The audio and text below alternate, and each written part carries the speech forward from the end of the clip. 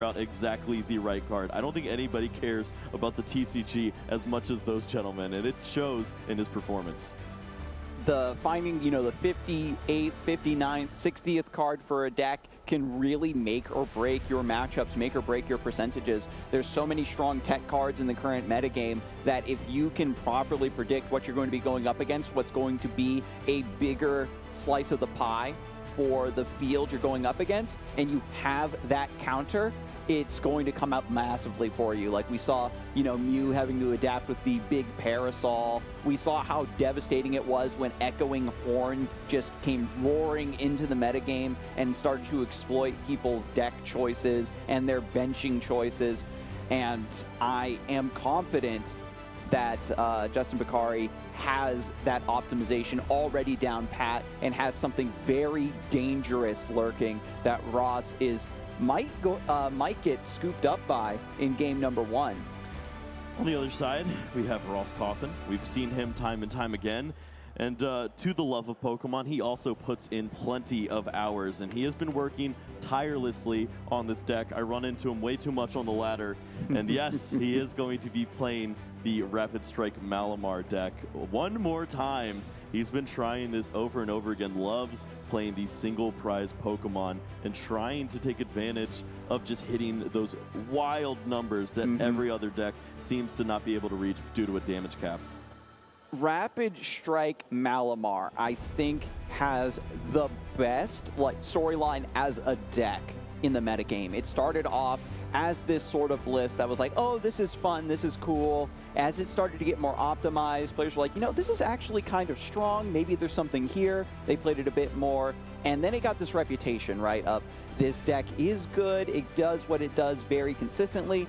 But the amount of time and energy you have to put into truly learning it back to front is just too much effort for the payoff. But Ross is stuck with it, even after the meta has shifted time and time again, and it seems like the matchups this list wanted to hit have completely evaporated. Ross is still piloting it here. 7, 1, and 2. Round 11 at the Swiss at NAIC, a true believer, a true aficionado of the Rapid Strike.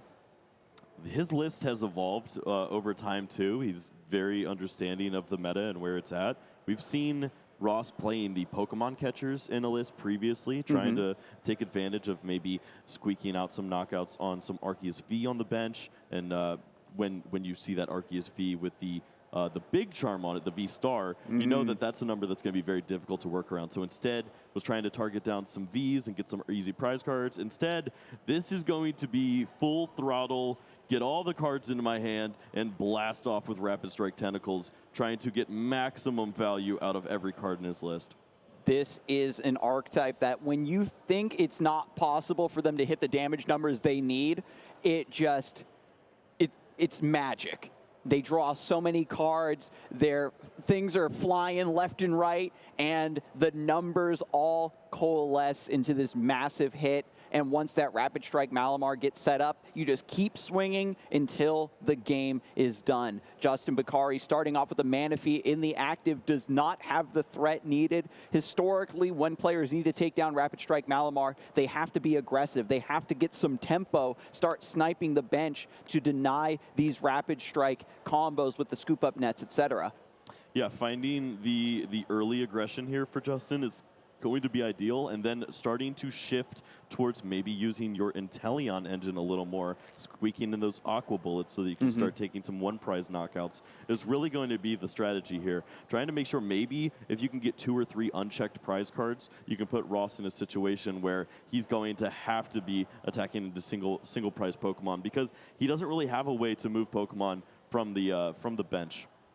When you can match your opponent's cadence and artificially slow down the game like that, you buy yourself a lot of time. When this deck rose to prominence, lists were basically running only Pokemon V and Pokemon V Max. So once you took 2 or 3 knockouts, you were winning the game. Your opponent had to attack you 6 times in order to end the game. And the texture of the way these decks are built are completely different at this point. Justin now getting set up with the Palkia V, Radiant Greninja, and passing back. Ross does have the potential here to get a stronger setup. With only a Sobble in play, we need to see some Inkays on the bench and ready to go. This is where the deck is at its most vulnerable. When the Inkays are down and they don't have a chance to evolve just yet, they can get sniped. Your main attackers can get denied. And Ross, starting up and looking through the deck, checking the prizes, is fully aware of how this game can immediately go awry. Yeah, Russ starting with that Brawly is going to be very nice. Just being able to get some extra Pokemon onto the bench and start to work on a setup, really reliant on the opening Octillery from what I've seen from his play style, and then eventually working in the Drizziles and the Inteleons when he finds them. Octillery, just such a strong card. Finding Karina's Focus to get you set up for those initial opening turns, and then you really start to hit your stride when you find those Cynthia's Ambitions later on, drawing upwards of 8 cards, and then you can start working on knockouts on big V-Star Pokemon. This deck just pushes the limits of like how supporters, like how much value they can truly get you. You know, running the Brawly, running the Karina's Focus. How many Raihan? I don't know if the deck has evolved. Probably not. I don't know if the deck has evolved beyond that. I know that the single prize decks used to squeeze in 1 or 2 to find the extra card they needed. But as you said, Kyle, he's full throttle. There's as much Rapid Strike as you can possibly pack into a deck here. And Ross, at the very least, does have 1 Inkay set up and is digging for more. Important for Ross as well is that Manaphy, if he's able to find that. Won't be able to find that here with the Brawly, but potentially later on we could see that Manaphy come down. That Wave Veil is going to be very important for blocking out bench damage, as Radiant Greninja likes to do things. It's got that Moonlight Shuriken, 90 damage to 2 Pokemon. You wipe out 2 Inkays, you know you're not getting attacked next turn with a board state like this, so surely Ross has to have that on his mind.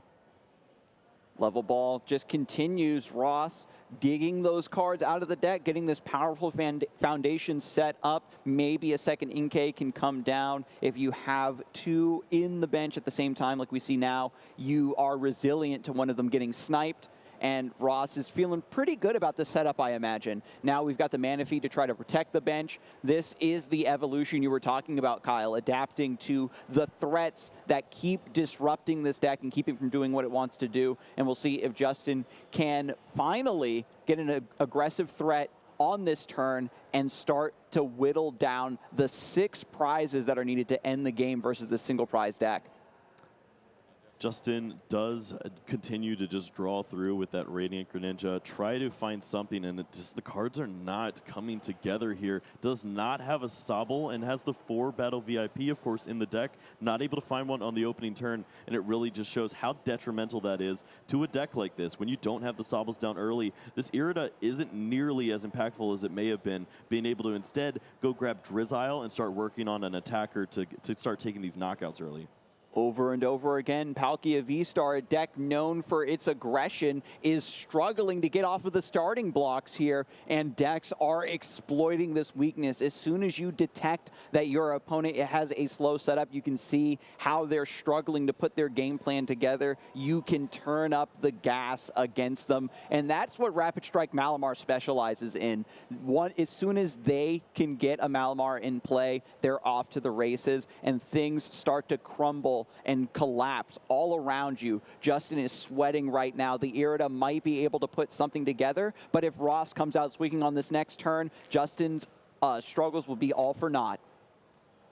It looks like going for the Palkia V, just trying to have multiple Pokemon ready to go. We could potentially see Star Portal this turn if enough water energies are in the discard pile, but this is certainly one of those slower starts here for Justin. Having the second Palkia is nice if this one happens to go down, but we're just going to retreat the Manaphy. We do get this into the active finally, the Origin Form Palkia V, with 1 energy attached. Is this, oh God, just an ugly rule the region? No, Never. we do have the evolution, thank goodness. Going for the Star Portal, more attachments ready to go, and Rapid Strike Malamar fills up the bench, plays into the subspace swell, but you're used to everything that you play getting 1 shot. So it doesn't matter if you're trying, you don't have to play around this subspace swell. You can see the nod from Justin to the respective Manaphy, not going to be working on that Radiant Greninja and trying to potentially work in that attack. you're going to need cross switchers or maybe a one copy of Boss to eventually remove that mana fee, and it just comes right back because this deck has so many ways of getting Pokemon back. It's got that rescue stretcher or rescue carrier to bring back Pokemon, and mana fee just comes right back into the bench. So don't even worry about that. Just get your Pokemon with your high hit points ready to go and take knockouts on the active as you can. So Drizzile hits the bench. Shady Dealings looking through the deck. This is a list with so many moving parts. You have to be careful to make sure you take the right cards at the right time. You're planning turns and turns and turns ahead of time because with the Rapid Strike Tentacles effect on that Malamar, you're revealing the cards from your hand and shuffling them back into the deck. You have to make sure that you have a little bit of fuel still left afterwards to put another big swing back together. And Ross is vulnerable to hand disruption if Justin Bokhari can put it together at the right time. There's no Remoraid yet on the bench, so no Octillery to help search back through the deck with that Rapid Strike search. So even though the threat level is there, thanks to Inkay, the rest of the subsequent turns are still very much up in the air. Yeah, absolutely. This is a spot where Ross now has to consider, like, yes, I am going to draw a bunch of cards and I'm going to get set up. Is it even worth trying to work for a knockout at this point, or do I need to consider working on my setup even further? Because generally taking these big knockouts requires you having a decent setup, maybe using a scoop up net and continuing to use these abilities time and time again. That's something you probably want to focus on here. We could certainly see a little bit of chip damage this turn, but you got to find those additional basic Pokemon to have some answers in the future. That's certainly a tough call, Kyle. You know that Justin Bokhari seemed to be off to a slower start, but managed to pull out the Palkia V-Star, got the Star Portal going, has those Water Energies in play, and so Ross maybe was thinking about a slower line like that, a more setup-based line, but might be tempted to become more aggressive just to keep up with Justin's newfound cadence and threat. So he's counting out the cards right now. He has essentially 5, but he also has the scoop up net. So he could like pull his own Malamar up and then have 2 more and be at 7. It's tough to pull the Malamar back. Though, ever. If it's your final, it's got to be for your like last attack or next to last attack for the game. Way too early for that, but that is something that Ross still has in mind. Scoop up net becoming 2 Rapid Strike cards, 40 damage per each one you reveal. So we can just count by 4s. You know, say it with me, chat. They're doing the math as well in their heads. I keep my my multiplication chart on me at all times. we don't play any games here. I don't. Head empty, just vibing. It's enough, right? Well, it's certainly good. Oh my goodness, he actually went ahead and scooped up the Malamar. Ross is operating on a completely new level. He knows this deck to a T. Back in front, a line that we think would be too reckless, too aggressive. Ross does it without hesitation. Scoop up net on the Rapid Strike Malamar. You get that Inkay and the Malamar back. It's enough to take down that Palkia V-Star, drawing 2 more cards, a little bit of extra prep for the next turn. And if Justin doesn't have a second Palkia V-Star, Ross says this is fine. That was so cool. We got called out. That's absolutely blown up. He heard us, Kyle, and was like, oh, you think I won't do it? Yeah. I mean, it's certainly something that you can afford to do when you have the second ambition in hand, and that's just him understanding where his deck is at. He can go ahead, allow this Palkia V or potentially V-Star to come out, take a knockout on his Malamar, maybe buy a turn right now with a card like Manaphy. You're not going to see Radiant Greninja coming into play. Star Portal has already happened, and there's no way that Justin actively attaches to that Pokemon 3 turns in a row. Justin already taking advantage of the potential situation that he's presented with. Irida finding the evolution, getting a quick ball, getting the Sobble, level ball, also searching even deeper for the deck. The setup is all here. We have the evolution, and now this Malamar is going to go down. Ross heading into his next turn without an attacker. Yeah, unless we see the swoop teleporter, I don't think anything is going to be happening on this side of the board just yet. We do see an energy in hand. The Spiral will be able to potentially use Keep Calling. if that is something on Ross's mind. But honestly, Cynthia's Ambition, finding some basic Pokemon has to be the first thing that happens here. Ross recognized perhaps that this could still happen. You take it, you make the big play, and you say, if there isn't the second V-Star, no way to get it by chance, I buy myself a massive tempo advantage. But if there is, and my attacker goes down, then I can take maybe one turn off, take a small break, rebuild up for the next combo, and then come in swinging. The key here is Ross is to be fully optimal, in my opinion, to get, once again, to get to 2 Inkay on the bench so that one of them can't get sniped and denied.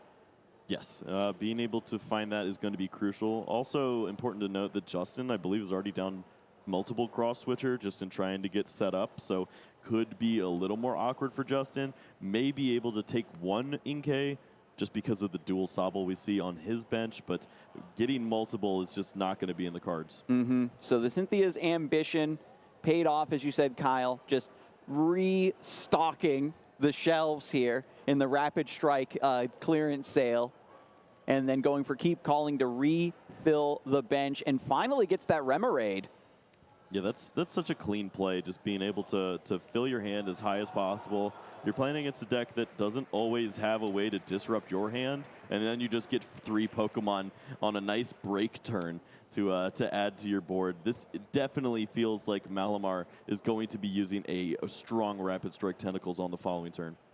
Despite everything, Justin is putting up a good fight, but Ross, with this single prize deck, is forcing Justin to still play at this cadence of, well, at the end of the day, you can only take 1 prize per turn, so I can take advantage of that. I can safely take these low tempo turns that could be completely game ending, right? You lose your momentum in another deck, but for Rapid Strike, if you get a solid turn like Ross just had to completely reload, the next swing is going to be so devastating for Justin, and you have to start thinking, okay, where's my third threat coming from? Can I get an Inteleon in play? Can I get another Palkia set up in time before the Malamar hits that active spot? If Ross is somehow able to buy enough tempo to have Malamar just KO 2 Pokemon back-to-back without a KO in return, it could be too much for Justin's list to handle. Oh, look at that. Justin has the Marnie already and is going to limit the hand size here for Ross. Absolutely huge, as Ross was holding on to all of the goodies. After that big refill from the Cynthia's Ambition, fully disrupted by a Marnie. I said it, Kyle, at the highest levels of play, these players are going to use Marnie at the most devastating time for the opponent. And now drawing into 5 cards, we see the scoop up net. Maybe a Drizzile tries to come through. There's 1 energy attachment. Justin's thinking about this Aqua Bullet already. I wonder if he's going to give up on that line and maybe save the scoop up net for later. Yeah, probably going to have to use that at a different time. Maybe that secondary Sobble, if it ever becomes a Drizzile, you can do that.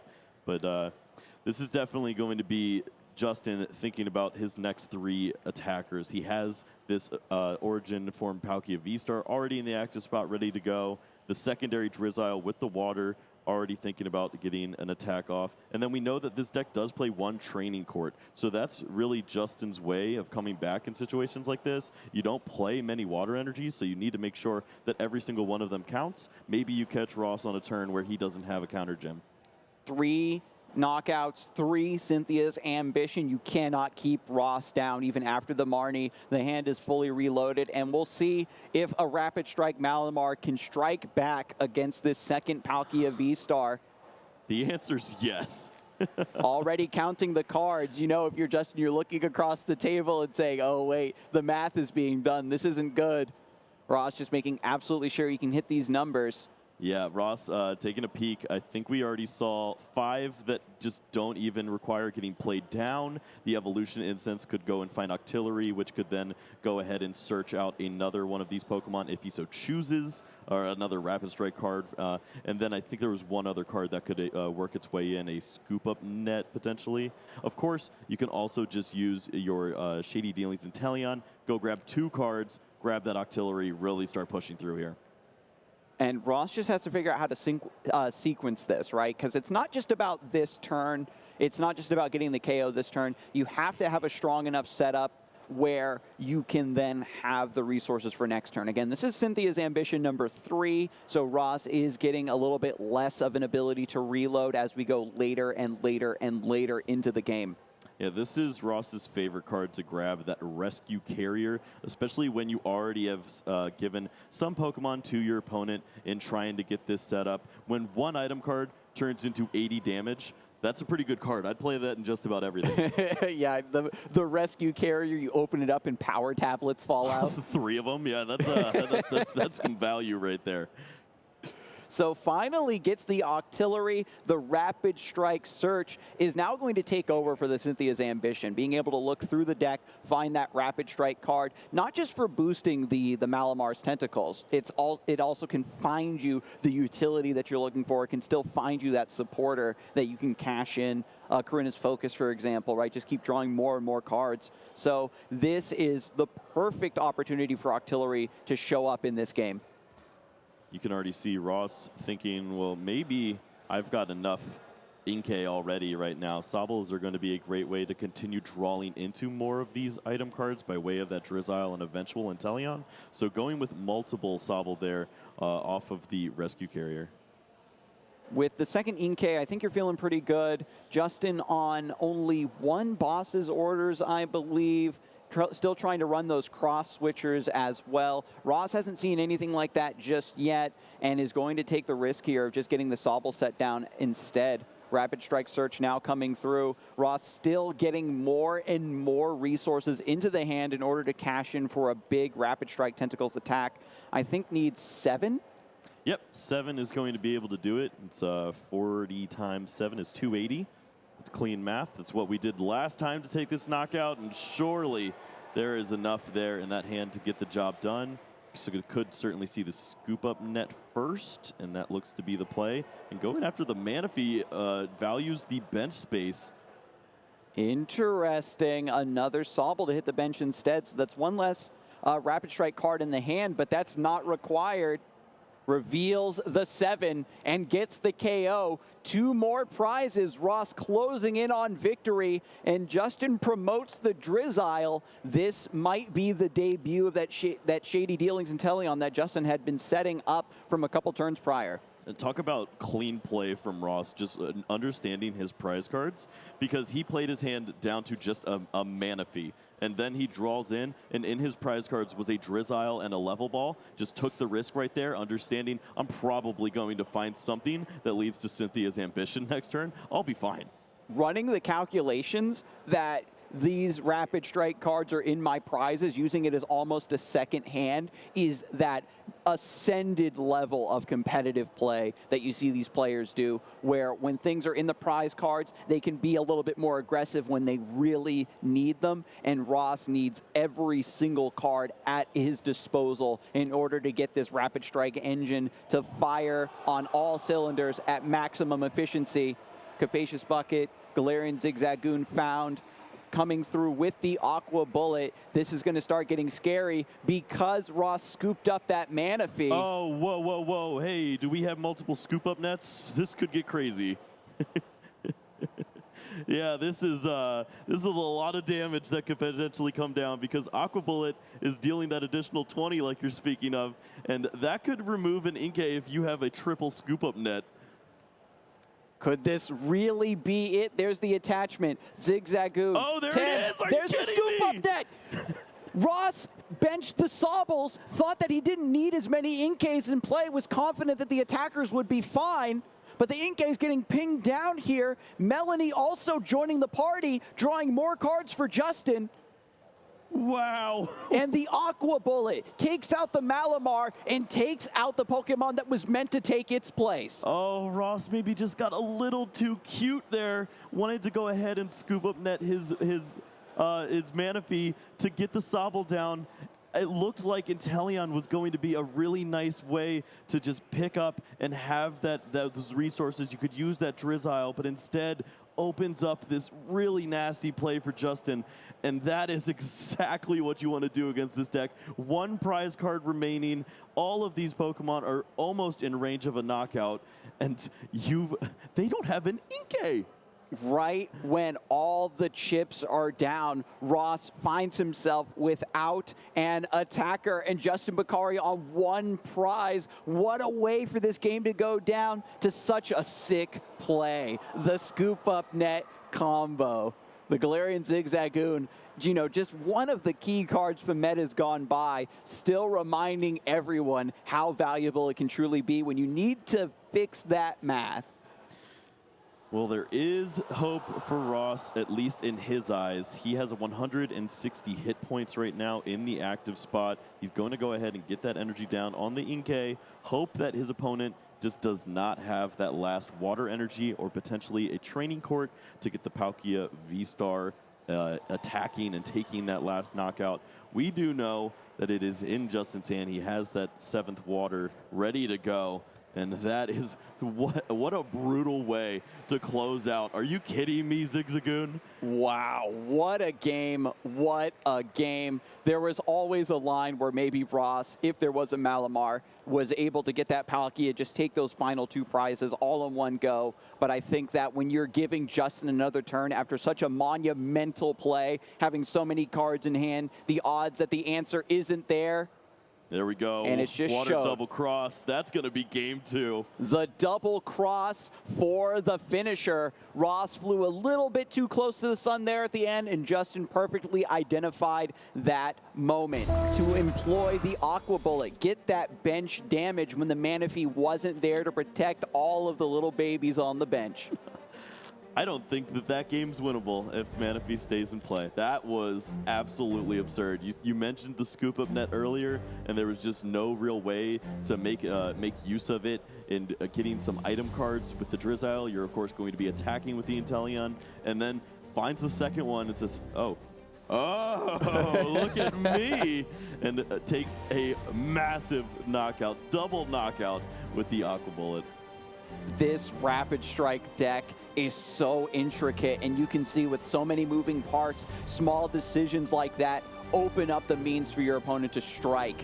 The Marnie as well was a devastating turn as well. After that big investment with the Karina's ambition, Karina, goodness, Cynthia. I'm getting all the supporters just mixed up at this point. They're all friends, it's okay. I know, they're all blonde ladies. They're drawing you cards. That's all that matters.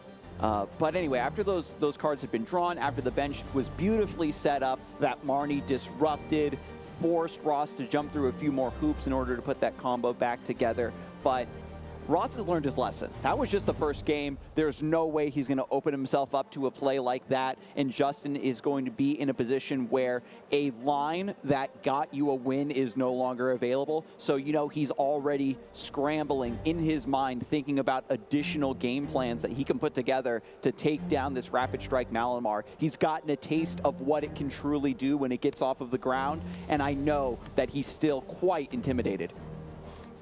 Just knowing that your opponent has that Galarian Zigzagoon is information enough to make sure that that never happens again. It's not a card that we always see in these Palkia V-Star decks anymore. A lot of them have chosen to go a different route, adding to that consistency, the additional waters, but just having that resource there for Justin proving so crucial. This is a very interesting idea as well for Justin. Now that the Galarian Zigzagoon doesn't have the surprise factor, you aren't doing any cheeky things of trying to save your scoop up nets for it. Now maybe Justin feels a bit more free to use those to cycle the Drizziles, get a little bit more cards, and work towards whatever new game plan he might have constructed here as we head into the second game. 23 minutes still left on the clock. That game was so back and forth, Kyle, and we have plenty of time still left for both of these players to find a conclusive victor here. Ross starting off with a pretty strong hand. We do see multiple Inkay already, and the Fog Crystal as well could potentially find one. And we see a Brawly for the following turn. So certainly going to have some time, probably going to sacrifice a couple of prize cards here and there to get the setup going. But that's to be expected with Ross. You have to buy yourself some time, and then you can cash in on these huge knockouts on these V-Star Pokemon. Looking through the deck, knows the prize. As you can see when the players lock it in, it's just like I don't know how to explain it. It's like the way that the players just like shift the focus when those prizes are locked in and they decide on that game plan and just bam. The basic psychic energy is the choice here from the Fog Crystal. It looks like we just see the other Inkay and not too much else to do here. Go ahead and get that energy attachment for the turn and see what Justin's made of. Double Inkay already means you have the makings of a powerful attack. Justin going to take a look at the prize cards now with Hisuian Heavy Ball.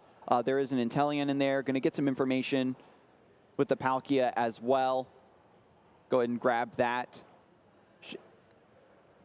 Yeah, didn't catch the rest of Justin's hand, but I'm sure he was hoping that Radiant Greninja was hanging out in there. Saw a lot of water energies. Of course, having a secondary Pokemon there on the bench, that Palkia V is going to be nice, but needs a little bit of help from the left side of his hand. Didn't see the rest of it, but it wasn't looking too strong on the right.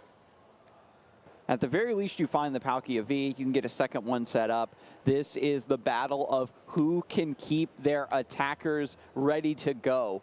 They're just swinging back and forth on one another.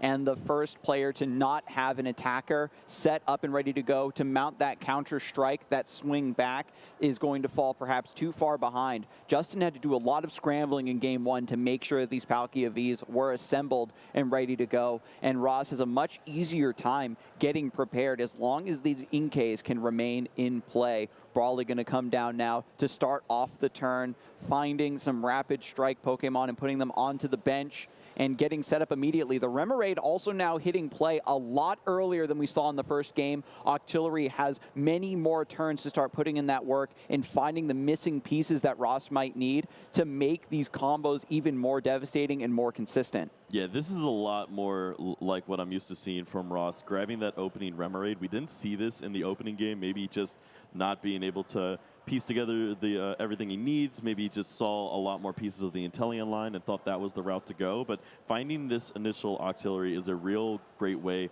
to start to build up your hand when your opponent doesn't have that pressure. You can search out cards like that Karina's Focus, start to fill your hand at least to 6 before your opponent starts taking those prize cards. And then when they do, you hit them with that Cynthia's Ambition later on, and your Octillery continues to find that plus 40 from the Rapid Strike search. Exactly. After you expend all the cards from your hand for that big attack, the ability to quickly and efficiently rebuild is going to be so important. Inkay just going to go for the spin here, 20 damage. You love to see it.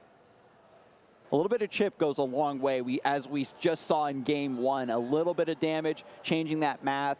One more spinning attack, depending on how slow Justin is, makes up for, one Rapid Strike card out of the hand. Yeah, that's true. Just having to only do 6 could certainly lead to having a little more playability out of your hand on the following turn. Doesn't necessarily look like the Palkia V-Star is lined up just yet. The Radiant Greninja is going to have to use concealed cards and hopefully bail Justin out of a really awkward spot. Sure enough, we're going to see those 2 cards now. What's he get? Water Roxanne. That's not it. Oh, the Roxanne. Try again. Scoop up net, tries again, discards another water energy, draws more, has a cross switcher. Water cross switcher, what?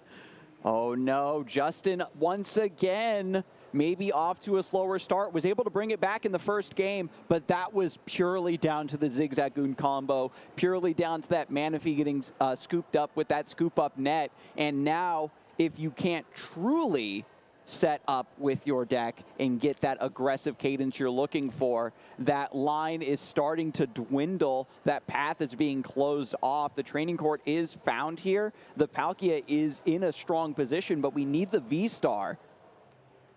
Yeah, just chipping away slowly for Ross is going to be a very strong game plan. Looks like this hand can play down fairly well. We see the Drizzile, Shady Dealings.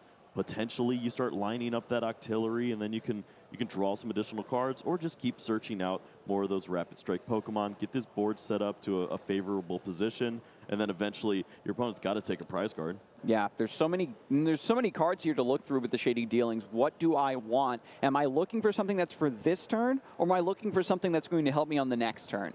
Looks like Evolution Incense is grabbed. Octillery is also set up.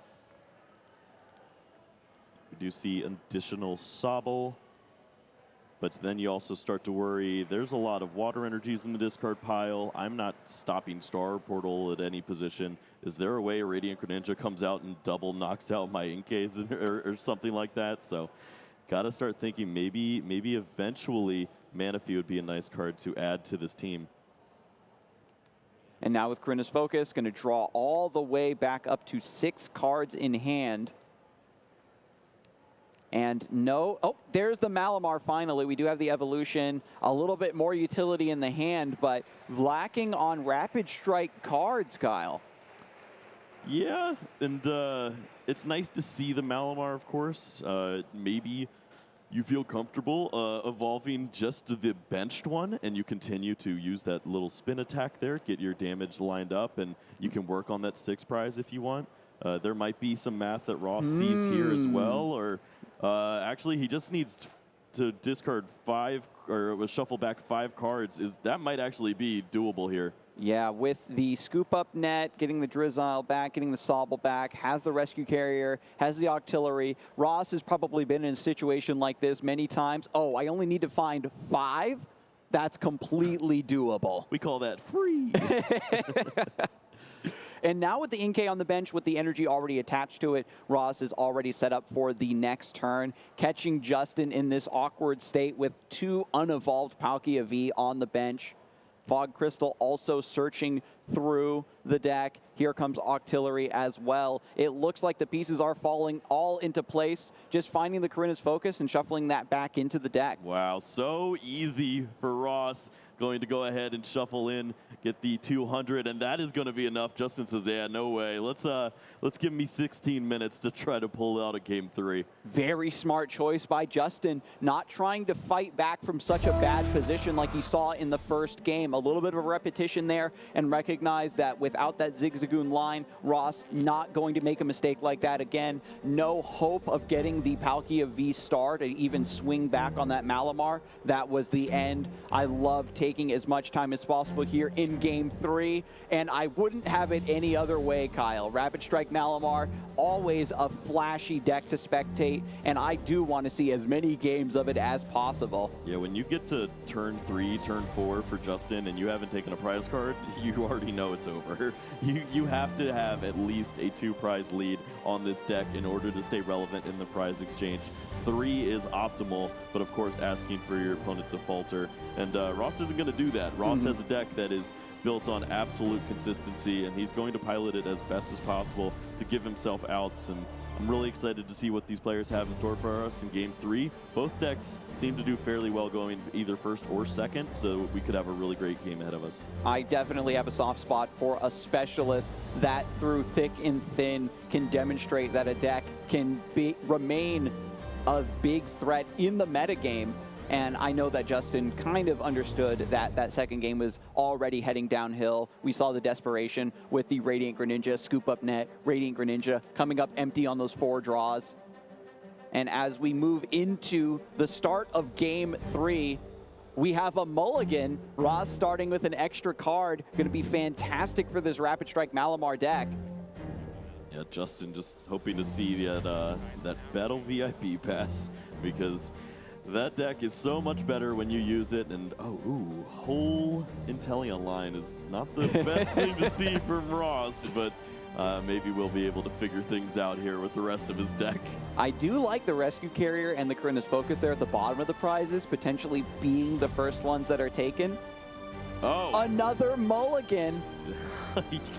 You may not be able to see. There were a lot of Capacious Bucket in that hand, and that was that would have been an ugly little start. These Palkia decks have been so cursed today. Yeah. They do so well when we aren't looking at them. Yes. It's the Schrodinger's Palkia, and now that we are here expecting it to explode, expecting these massive subspace swells. Are you kidding? Another mulligan. This is so bad too. All the because Palkia you need players the time. drank all of the good variance juice on day 1, and they're running on empty. We now with 3 mulligans, with a really bad draw in game number 2, even the Palkia in the first round that we casted not doing well. here's where Justin's going to bring it all back, Kyle. Right here with this draw, the Battle VIP pass and a basic. Let's go, come on. At least a basic. Okay. Well, maybe these prize cards won't be too bad. We can work with that. Yeah, That's we can work with that. And now Sobble is the starting active Pokemon for both of these players. And Justin Bokhari going first. Going to take a look at the prizes with the Hisuian Heavy Ball. Sees the Sobble. Can grab that out right now. Yeah, I'd love to see that. It's just a free quick search, and you also get to see every one of your prize cards, know what you're in for throughout the rest of this game. And I don't think we're going to see enough time to jot all this down. 12 minutes. These players understand that the clock is not their friend right now. And Ross's list, because you have to do a lot of calculations, you have to dig through your deck for a lot of cards to assemble your combos. Even though these games are decided very quickly, the path up to these individual attacks does take quite a while to get there. Justin starting off with 3 Sobble, no Palkia. And Ross has the opportunity to set up massively with a turn 1 Brawly. Searching through the deck to find 3 basic Rapid Strike Pokemon. It's the same setup from game number 2, getting the Inkays, getting a Remoraid. We're going to see what mixture Ross wants to go for here in game number 3. Yeah, it looks like with no pressure on board, you certainly have opportunities to go after more of your support Pokemon here. It's really unlikely for Justin to be able to pull off a relevant attack next turn. And you just take that information for what it is. You continue to build your board as strong as possible. Maybe you do have those attackers, and when you have a clock that's already ticked down to just 11 minutes left, you have to start thinking who's going to be more favored in the prize exchange, especially with the time turns with plus 3 turns. And Ross is definitely favored in those positions. Being able to take multiple prize attacks, maybe chain those together 2 or 3 times. That's something that Justin doesn't have to do. He has to earn all 6 prizes. And with Justin only starting off with 3 Sobbles, Ross has so much time to set up those devastating chains of attacks. Another Inkay being put on the bench. Thinking about a quick ball here to keep going for even more setup. We do see the Malamar in hand, so that means the attack will be coming on the next turn. We see the Fog Crystal in hand. Maybe just going to hold on to that, thinking about attacking later on. Yeah, find that basic Psychic Energy for the Malamar. I like to see it. Actually finds the Manaphy as well. That's going to fill that remaining bench slot. Yeah, this is very pulls the trigger on the Fog Crystal now. Maybe if Justin is in a really, really terrible spot in the hand, you know that Marnie might be coming, so you want to just do this immediately. Yeah, I like that. Just get this energy down too. It also plays around if you top deck an energy and maybe want to use a card like Karina's Focus, you're not holding on to multiple energy cards in hand, and you can make maximum use out of every single card. This is one card thin. The only downside we can see is if there was, honestly, there is no downside now because there's not a threat that's going to boss up and snipe this Inkay with the energy on it. Ross has a pretty free development, and Justin going to go for the Irida. Natalie Miller said that when you're playing Palkia, the Irida fixes all bad hands, and the classic grab of Radiant Greninja, Capacious Bucket into 2 water energy. Radiant Greninja will discard one of these and draw 2 more cards with its Concealed Cards ability, and so Justin is now, ironically, in a position he was in the first game where you are just desperately drawing with the Radiant Greninja and hoping it's going to bail you out. We'll see what these next 2 draws are. Yeah, Drizzile and Palkia, of course, are going to be 2 big cards to ball. find soon. These are good. Trying to put it together. Level Ball is in hand, Quick Ball in hand as well, so surely we'll be able to see some Palkia V hitting the bench sometime soon. Yeah, Justin, just thinking about how you want to sequence the rest of this. There's the Quick Ball, discards the boss's orders, knows that I have access to the cross switcher pretty easily. I don't need my 1 copy of boss for now. Gets Palkia V down, and this is the start of Justin's aggression. Ross going to be threatening with that Malamar the next turn, but Justin just needs to make sure that when that KO goes down on the Sobble that he's ready to strike back, and the assembly is already here with the energy attachment as well. Ross now in the driver's seat, plays the Rapid Strike Malamar. There's the evolution, and just needs to get this Sobble out of the active. This is when Ross gets dangerous. He has a lot of evolution Pokemon ready to go. He's going to line those up before he has a potential supporter play. And even you can play it now too and just make sure that the Drizziles are used to maximum effect, which is pretty nice. I was thinking maybe you go... draws a Drizzile. Yeah, with the level balls, it's a little trickier. You weren't able to go find the Malamar just yet, but does find a lot of nice cards here. And now you're definitely going to have those attackers lined up. You even have the Fog Crystal if you potentially want to retreat and take a knockout here. Yeah, find that basic Psychic Energy to retreat the Sobble. Looks like that's what Ross is going to go for here. Has to keep the right amount of Rapid Strike cards in hand for this Malamar's attack, but also for the next turn. Thinking about the level ball, thinking about what do I even want to grab with this right now? Is this a card that I want to keep in hand, or is this a card I'm going to shuffle right back in? So many lines, so many micro decisions for a list like this. And Ross, sticking with this for pretty much the entire competitive season, is one of the only remaining players that can really show what it is capable of. Yeah, just a nod that the deck is going to be shuffled. Ross tilts it off to the side. And we know that Pokemon are going right back in with the Rapid Strike Tentacles. Quick knockout here on the Sobble. Maybe not exactly what Ross wants to do, but just understands that the time is not his friend. He's got to start working through, take prize cards. Put yourself in a little bit of a vulnerable spot, but you look at the board and you think, I could definitely make this happen on the next turn to get a big knockout. Ross picked up that win by going for a little bit more of a reckless line, forcing tempo onto Justin's board. You are testing your opponent's ability to put together a response to the aggression that you're putting forth. You're testing their draw quality. Speaking of draw quality, top tick Battle VIP pass for Justin. The Battle VIP pass has just not been able to work out for these Palkia decks. Drizzile going to evolve here. Shady Dealings looking through the deck. We've seen it time and time again. But what's the card that Justin needs from here? Yeah, we see the Irida is in hand as well, so just having additional energies and maybe a secondary Pokemon, you get that Star Portal ability off and maybe charge up both of your Palkia V. That could certainly be good, and there is one Cross Switcher in hand, so if this Malamar isn't to the target, maybe you go after the engine, but you have to start thinking you got to remove Malamars from play. That was one of the only ways that Justin was able to win, right? Somehow able to get both threats out of the running. But we can see here that it's getting very down to the wire. Digging through the deck, trying to find these cards. Typically, when we see these Intellion engines, when we see Rapid Strike even, they have the ability to pull out these plays from seemingly nowhere. And Justin trying to channel a lot of the energy now we see from Arceus and Inteleon. It's still a fantastic engine for consistency, and as long as you can get the cards that you need, you can find your way out of any bad spot. Second Palkia set up on the bench, Cross Switcher, got the V-Star for the evolution. It looks like an attack will be able to happen here for Justin, at the very least. Yeah, the Cross Switcher is going to be interesting. What Pokemon do you want to target down?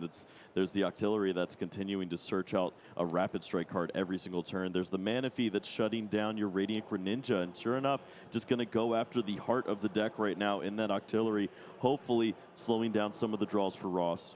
This is an interesting idea from Justin, recognizing that I can't stop the Malamars from swinging, but if I can limit the amount of Rapid Strike cards that Ross has access to, maybe these attacks won't be strong enough. We did the numbers before. 7 Rapid Strike cards in hand to take the one-hit knockout. Rescue Carrier from the prizes going to get back that basic Pokemon back to the hand, put it onto the bench here. Remoraid is ready to go. Cynthia's Ambition also being utilized after a knockout. This is where the deck truly explodes. Once you take that first KO, the Malamars get angry. Well, it's time to see if the cards are going to cooperate. This is one of the issues that Ross's deck has, is that it wants to make use of those rescue carriers to get additional Pokemon out of the discard pile and use those as some additional attack strength. And right now, there aren't any Pokemon in the discard pile that he can make use of. It's still, yeah, so early in the game, Justin's doing a good job of just limiting the attack potential. This was the line of play that he conceived as we headed into this third game. Just if I can limit the attack power, that's how I'm going to win this game. Slow things down, get my 6 prizes that I'm going to need. Ross has to do deep calculations here on the hand. I'm not seeing a lot of Rapid Strike cards, Kyle. This might be a very off turn for Ross. And if you have to take that risk of passing, not being able to deal the one-hit knockout and pivot to this second Malamar, it could be too late. Yeah, there's 6 cards that are Rapid Strike, essentially, with the searching effects, and then 2 cards that aren't, because you have the Cynthia's Ambition and the Rescue Carrier that don't help you out. So gonna maybe have to make use of a scoop-up net to potentially make this work. So let's see. The level ball found Inkay. I believe that was Evolution Incense for the Malamar. We've got the Drizzile to find the scoop-up net, scooping up the Drizzile. We have Rapid Stripe Sobble in the hand, so that's 3 now. Re-evolve the Drizzile. Finds Fog Crystal. This can pull an Inkay. Yeah, I think that scoop-up net was able to do it, and finding a way to make use of the Drizzile, pulling the Sobble back into the hand. He put it together. Is so clean. I mean, I gotta eat crow here. I said it. I said it at the start of the set, and I should have just stuck to my gut. Whenever you think that this Rapid Strike deck can't put together the combo that it needs, it finds a way. And Ross, of course, one of the best players on this list on the planet, of course, is going to say, that's what we call free. You do not doubt the X-Files. They always get there.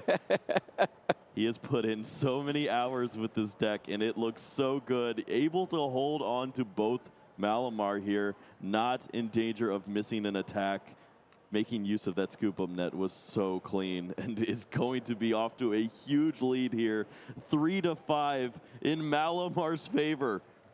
And once you get ahead on these prizes, like you said, Kyle, this is where the game is truly, truly locked into your favor. When you jump ahead on these prizes, and now with Malamar, you just need to attack, attack, attack to close it out. 1 minute left on the clock in Swiss round 11. Will Ross have the proper turn number to get those 3 attacks in? Justin might already understand that this is just going to be way too much for him. It's unlikely that you're going to find 5 turns to piece together with the way that the clock is shaped up for you. And we even see cards like that Roxanne potentially starting to come down here. Just really has to hope that Ross just dead draws for plenty of turns. We don't see the Octillery yet, so it's possible. We'll see what happens off the top of the deck now. 2 cards in. That Octillery has not been reestablished. The Remoraid was put down last round. That is what we're praying for here, Kyle. Maybe off the top we get another Cynthia's Ambition, but will Justin even take the knockout, try to turn off that avenue as well? Is it that desperate? You have to take these prize cards if you want to close out, and I think that time is going to be really painful for both of these players now, as Ross does not play ways to move Pokemon into the active spot. Exactly. That is the downfall of this Rapid Strike deck. You're just swinging in on whatever your opponent dares put into the active spot. You can't take the extra time to run those sorts of cards that disrupt your combos. Still looking through with the Shady Dealings and Teleon, thinking about what I'm missing. Justin looking through and making the choice here. Finds Pal Pad. Maybe gets that boss's orders back in from way earlier. Evolution Incense. We have a Palkia finally. But again, the 5 turns is just not going to be realistic here. Yeah, we could also see Pal Pad just continuing to grab that Roxanne. Justin is actually turn 0 here, now that time has been called. So Ross is going to be turn 1 and then turn 3. So that's only going to be 2 swings coming in through the Malamar. And if one of those attacks is somehow a Palkia for 2 prizes, then he'd be good to go. But Justin can just keep promoting the rest of these single prize Pokemon. And it looks like this game, unfortunately, won't go to the conclusion that it wants to with the timer dwindling down. Star Portal puts the energy now on the Palkia V-Star. The attackers are certainly there, retreating the Radiant Greninja, and this Malamar is going to go down training court for 1 more energy. Yeah, this is actually really interesting to see Justin just go after the main attacker with the Palkia V-Star. This is about the only way that Ross could make the comeback, is being able to take 2 prize cards on this turn.